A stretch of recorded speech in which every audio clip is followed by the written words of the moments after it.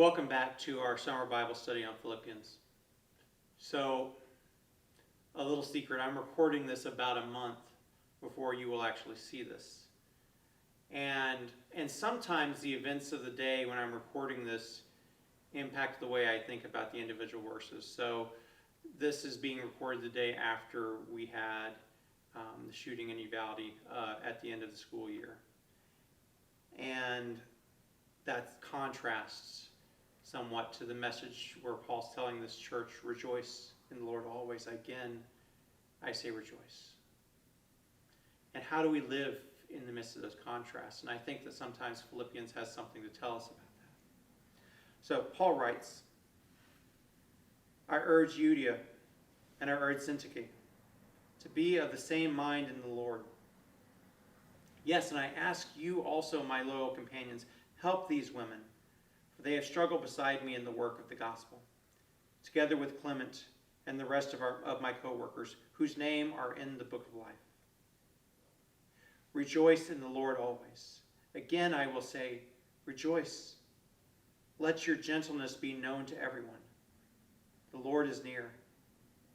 Do not worry about anything, but in everything, by prayer and supplication with thanksgiving, let your requests be made known to God. And the peace of God, which surpasses all understanding, will guard your hearts and your minds in Christ Jesus.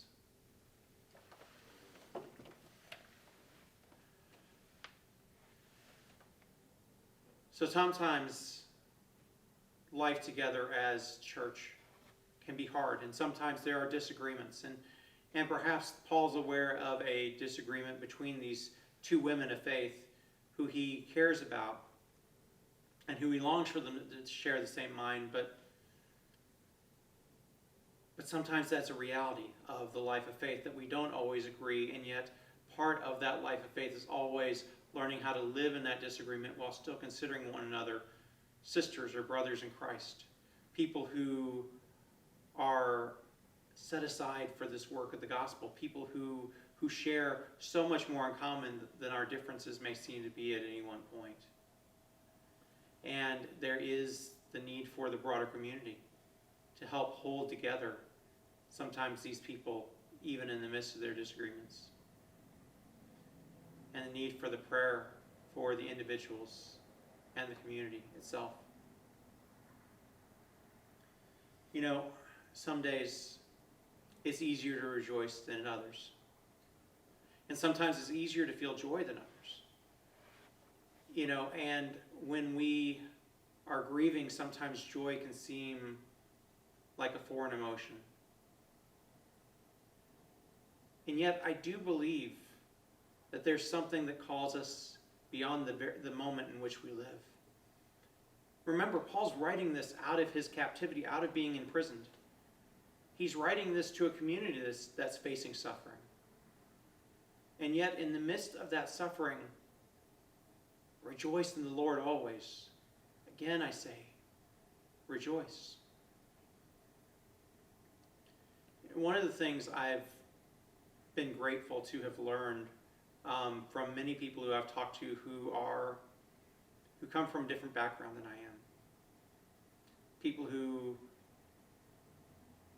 are black or Latino or my interfaith friends, is to know something about joy precisely in the midst of feeling like the world doesn't understand you. But being able to rejoice in that which you have and being able to share in that moment. You know, continuing to live in gentleness and peace towards the world, even when it doesn't respond the same way to you. You know, I do think there is something that we can grasp from this, that we need to learn from this to be able to be in that moment, even when it's painful, and say, but here is the joy that God has given me. And I can celebrate the people around me. I can celebrate those whose lives make a difference. I can celebrate that which God has given me, even in the midst of the hard times.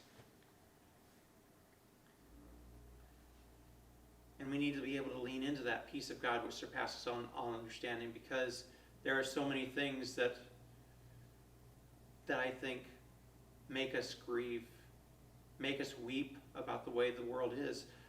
There is a lot of brokenness in our world. There was a lot of brokenness in Paul's world too, and that's not to explain away or wish away the brokenness, but to find the peace of God in the midst of it. And I think part of that Paul finds in praying for this church. That God will be with them and guard their hearts and minds. That peace of God, which passes all understanding, will be present even in the midst of a world of conflict. And that whether it is conflict within the community or conflict that is brought into the community, that God's peace can still reign. And because of that, maybe we can rejoice in the Lord always. Again, I say, rejoice. We'll be back tomorrow, continuing on with chapter 4.